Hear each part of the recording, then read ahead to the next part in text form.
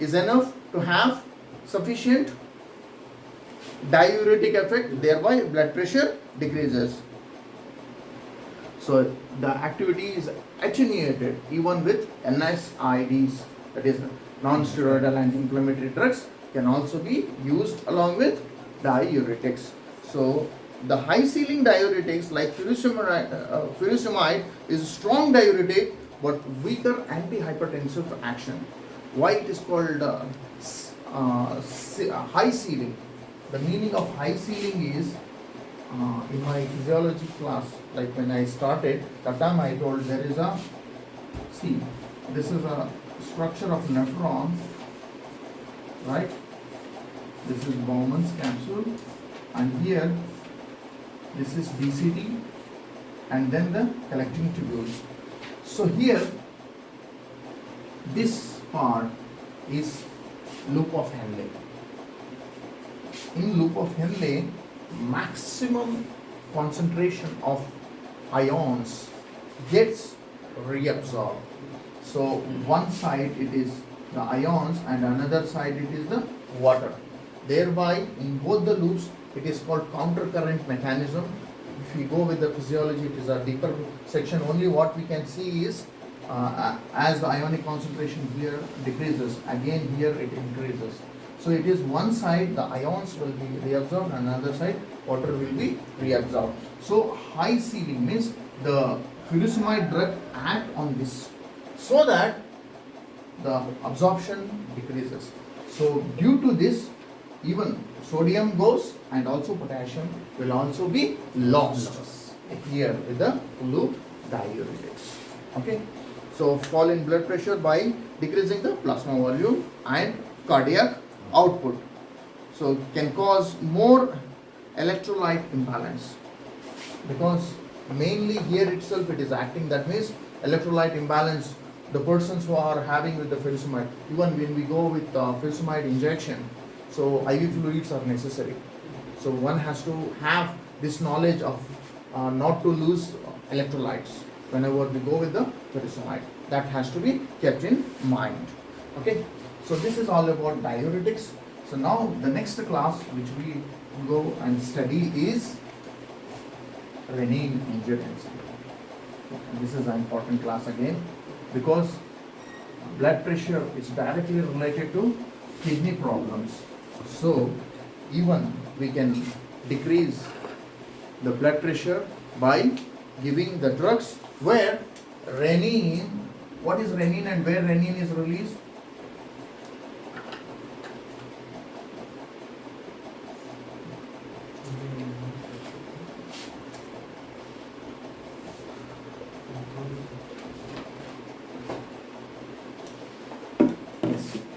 This is efferent arteriole and this is afferent arteriole, this is efferent arteriole. So here there are cells, I told, there are cells which releases renin. And renin, what happens? Which is again get into the blood. From blood it will pass to liver, and liver secretes angiotensinogen, which is present in the blood. Okay. So angiotensinogen, when renin is present in blood, when the renin is formed, when there is low blood pressure. Okay. So once the renin is passed, it will convert or it will break this angiotensinogen to angiotensin 1.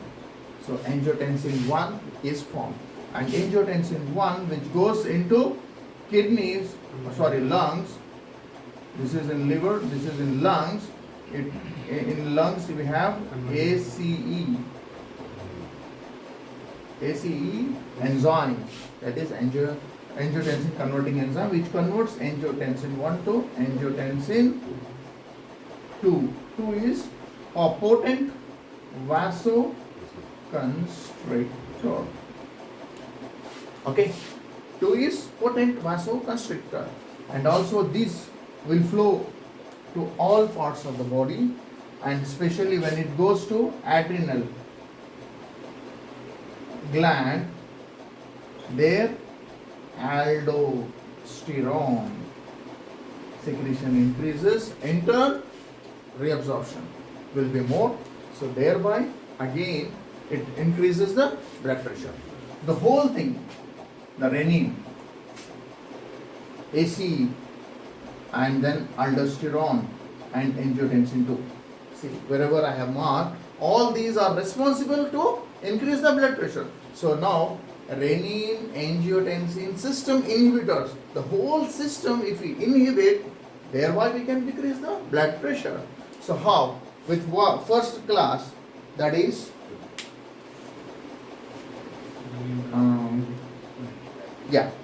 to the renin, if we add a drug to decrease the renin itself. If we use a drug to decrease the renin, if we use a drug to decrease the ACE enzyme in the lungs, thereby this conversion will not be there, so there is no vasoconstriction takes place. So what are ACE inhibitors? This inhibits the enzyme. ACE inhibitors means this enzyme will be present, it will release. What our drug is doing? Our drug is binding with this enzyme. So once the drug is bind with this enzyme is of no use, because already to show its activity it has to bind. That is what the base of the pharmacology. Binding is very important. After binding, whether it will be agonistic action or antagonistic action. When there is no binding at all, so whatever the angiotensin 1 will be as angiotensin 1 only. It will not convert it into angiotensin 2 because this enzyme is not free. So drug has acted on that. So likewise, the drugs here are,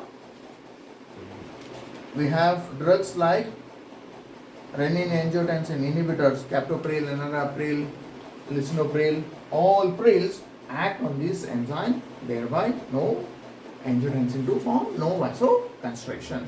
So this is what the another type. And receptor blockers. See, there is a receptor with which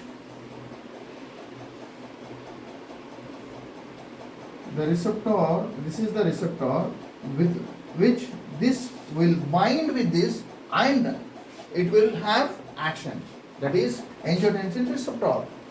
So once this binding is not taken place because our drug has bind with this.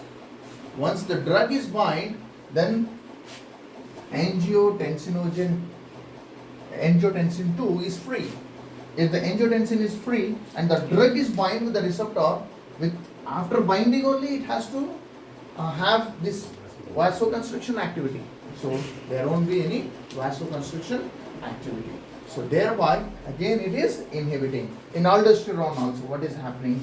This secretion of aldosterone, which again in turn comes into especially the DCT. Here in the DCT aldosterone acts. So where aquapurines will be formed, sodium potassium pump increases, thereby reabsorption takes place.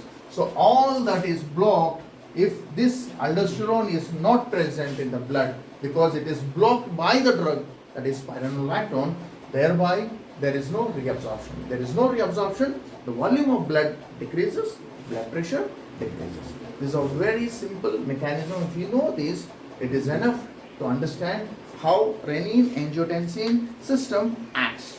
Okay. And also they decrease breakdown of bradykinins. So bradykinins are mediators. So once the concentration of bradykinin increases, nitric oxide increases. Nitric oxide is a powerful vasodilator.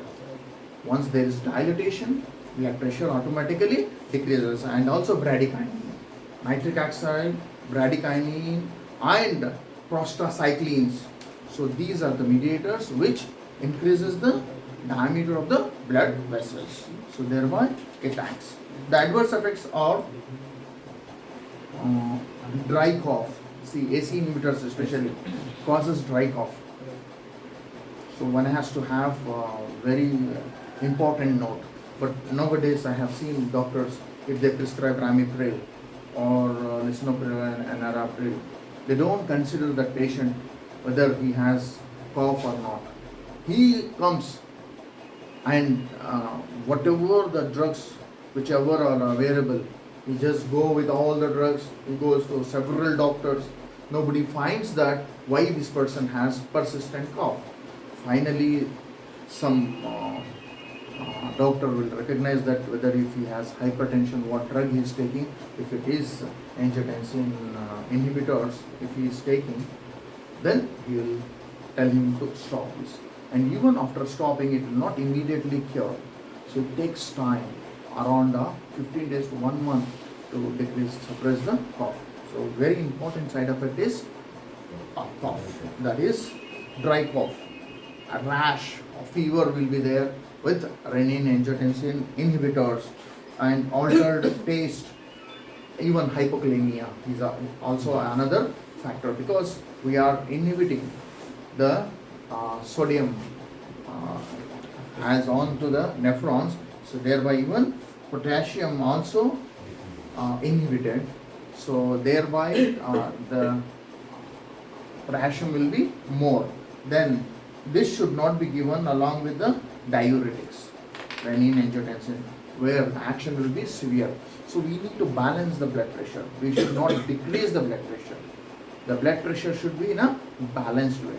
That is how the combination therapy is the best therapy for hypertension. We cannot go with one single medicine. So now coming to the sympathetic inhibitors. How sympathetic inhibitors will act.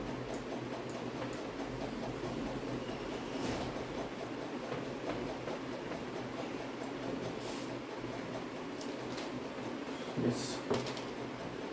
Third class is sympathetic inhibitors. Sympathetic inhibitors. So sympathetic inhibitors, like example, atenolol, carvedilol, metoprolol, propranolol, etc. All lols are sympathetic inhibitors. So like beta blockers we have. So the beta blockers can decrease the blood pressure by decreasing the cardiac output. Sympathetic activity decreases, cardiac output decreases, because beta blockers we are using. What is beta? Beta 1, beta 2. Beta 1 is mainly in heart, beta 2 in lungs. Okay. So mainly beta 1 blockers, selective, like atenolol, carvedilol, metoprolol, these are all beta 1 blockers. So by blocking this, the sympathetic activity decreases, thereby cardiac output decreases. As cardiac output decreases, blood pressure decreases. So very simple mechanism. Also cardiac outflow from CNS itself is decreased. So beta blockers decrease even the renin from kidney. Beta blockers decrease renin. Renin is from kidney. It acts even by decreasing the renin. See, decreasing the cardiac output, decreasing the renin. Okay, and they also decrease the formation of angiotensin 2, because when renin is decreased, angiotensin 2 is also decreased. So thereby, what happens if the angiotensin 2 decreases? Decreases secretion of aldosterone. See, sympathetic inhibitors not only by cardiac output, even it is acting on renin angiotensin system also. So thereby, the whole thing, if we decrease renin, all these automatically decreases, right? Okay. Then, see, the prototype drug here is propranolol. But with propranolol, one has to be cautious, because propranolol is non-selective. It will act both on beta 1 and beta 2 receptors. So where beta 2 receptors? Lungs. So the action of beta 2 receptors in lung is bronchodilation. If we block we are using blockers, right? So if you use blockers like propranolol for asthmatic patients, already asthmatic patient will be struggling with bronchoconstriction, more mucus, more constriction, breathing is not easy, so difficulty in breathing. So this will even adding that problem where bronchoconstriction will takes place. That opposite action. Blocker is opposite action. So once there is more bronchoconstriction, so breathing may collapse. So hence, for the patients who are with asthmatic, we should not go with beta blockers, especially non-selective propranolol. That is also we should have to keep in our mind. So how beta blockers are acting? It is acting by two ways. First one is beta, it decreases beta 1, thereby activity of heart decreases. It is negative inotropic and negative chronotropic effect. Cardiac output decreases, blood pressure decreases. And the second one is it acts by decreasing the renin, thereby angiotensin 2 is decreasing, aldosterone is decreasing, thereby blood pressure is decreasing by decreasing the volume of blood. Okay. Then the fourth class, the very important class, that is calcium channel blockers. So we'll see the classification of calcium channel blockers. Calcium channel blockers will have two types of classification. It has two types. The first one is chemical classification. Chemical classification. Chemical means depending on its structure. Okay, that is phenyl alkyl amine. Phenyl alkyl amine. Phenyl alkyl amine is verapamil. Example, verapamil. Then benzothiazepine. Benzothiazepine is diltiazem. And the third class is dihydropyridine. Dihydropyridine. Here all pines will come. That is nifedipine,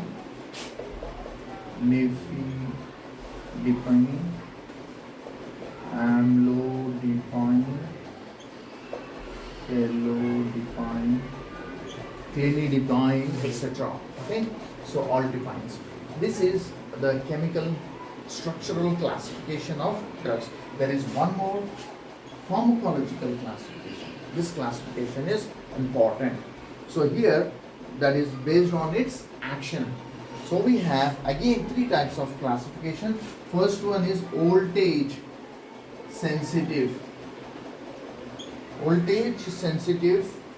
channel. Voltage sensitive channel. Number 2 in 2 is receptor operated,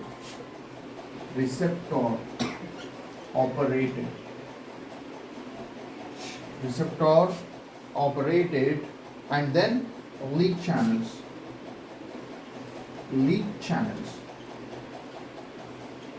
So in this, the main important class is voltage sensitive channels. So voltage sensitive channels are of again three types. The first type is L type. The second type is T type. The third type is N type. So these are the three again voltage sensitive channels. The first type, that is L type, is very, very important. What is L type? Means it is long acting current. Then transient current,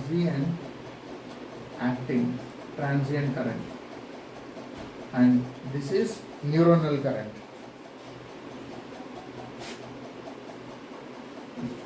neuronal current. N type is neuronal current. So what do you mean by this? So this is a classification I told. Now we will see how this acts. See, we all knows what the sodium is doing, what the calcium is doing, what the potassium will do inside the cell, outside the cell. See, sodium is more outside the cell, potassium is inside the cell. Whenever there is depolarization, what happens? The potassium gets out, sodium gets in. That means polarity changes. As it changes, it undergoes depolarization. So as potassium gets more out, so repolarization takes place. It is too much, then it is hyperpolarization. So entry of calcium, again depolarization. So this entry of calcium is inhibited. So thereby the contraction will not be there. If there is no contraction, then the muscle, smooth muscle gets relaxed. Once it is relaxed, vasodilation. So we need to get that. So we are using calcium channel blockers. So in calcium channel blockers, how these acts? It acts by its action wise, there are three types. One is voltage sensitive channels. What is voltage sensitive channel? See, whenever it is minus 70 millivolts, I have told you in my last class. So this is the normal current, that is resting membrane potential, where there is no depolarization or repolarization takes place. So it is, if we consider a smooth muscle blood vessel, it is constant. Its diameter is same because nothing is changed. Whenever this current changes to minus 40 millivolts, then these, because of the change in the voltage, these channels which are very sensitive, it opens. So due to this opening, more and more calcium gets in. So thereby the constriction takes place, vasoconstriction. So if we use, in that there are three types. One is long acting channel, where this channel, when it opens, more and more calcium for longer duration of time it opens, and the vasoconstriction will be for longer period of time.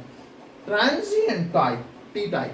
So transient means we see, even whenever we go travel, in between we have transit, means for a shorter period of time. Once the gates opens, shorter period of time, the calcium gets entered, again it closes. So thereby this will be maintained. It is not very strong. Okay. And then neuronal, N is neuronal. In spite of, by having CNS activity, calcium channels opens. It is because of this type. So whenever there is excitement, there the blood pressure increases. So it is because of neuronal type. So all these are by voltage sensitive channels. So our drug, our main important criteria here, to block this type of channel. If we block this type of channel, where we can serve our purpose, that is, yes. So the action of this to L type is smooth muscle relaxation, because there is no contraction takes place, because we have blocked this voltage sensitive gates. The gate for the calcium is blocked. Thereby we can have relaxation. So it has both negative chronotropic and negative inotropic effect. That is, the force of contraction decreases and the rate of release of blood is also decreased. So this is how the calcium channel blockers act. Next is coming to the last class, that is vasodilators. So another 5 minutes I can wind up my class. Yes. Vasodilators are not very much important, because we are directly dilating the blood vessels. So directly dilating the blood vessels is not good. So one has to have monitoring if they are using these drugs. Like, what are the drugs which we have used? Hydralazine, minoxidil I wrote. Minoxidil will have more side effects. So before it was invented as a antihypertensive drug, but no, it is not used. The side effect of that is increasing in the hair production. So more hair formation. So that's why minoxidil has used as it's a main side effect, as a main effect, and it is used for alopecia and other purposes. Okay. Now hydralazine. So what is happening here? Here the blood vessel, it is a normal blood vessel, gets constricted. It is narrow now, right? So as it is vasoconstriction, what happens? Pressure is increased. So if we avoid this constriction, we will make it dilate. This constricted muscle, smooth muscle, is dilated. As it is dilated, vasodilatation.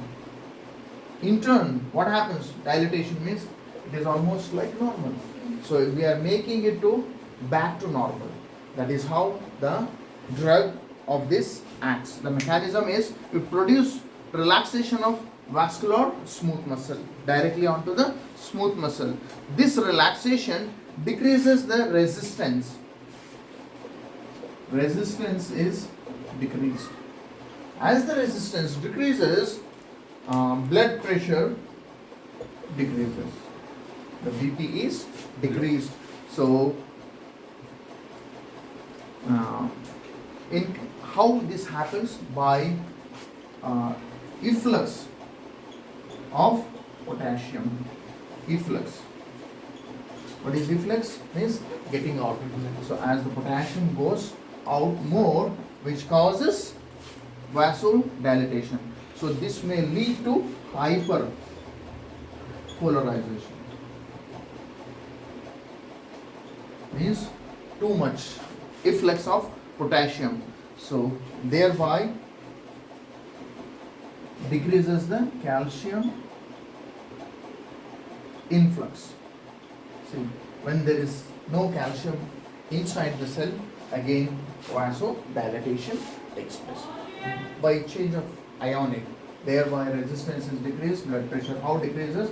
By efflux of potassium leads to hyperpolarization, leads to decreased calcium influx. Okay, calcium influx leads to arteriolar relaxation. So that is how directly it acts on blood vessels. So there are other actions due to which this drug is not in practice. Then usually no doctor will prefer this drug because it causes renin, it increases renin concentration because of regulatory mechanism. When anything, if we are going directly into the spot, that may have reverse actions. So renin increases. As renin production increases, leads to increase in blood pressure. So this may be one reason, and the other reason is it due to renin, again sodium and water reabsorption will be more. As sodium and water reabsorption will be more, volume increases, in turn blood pressure increases. These are the self-regulatory mechanisms whenever we use such drugs. So hence it is not in practice. So this is about antihypertensive drugs. So in one class, in one shot I have completed, but to each class it takes as a one class. But in short I have told how these drugs are used and what is its action with which it is acting and decreasing the increased blood pressure. Okay, so thank you. We will see in the next class anti-anginal drugs.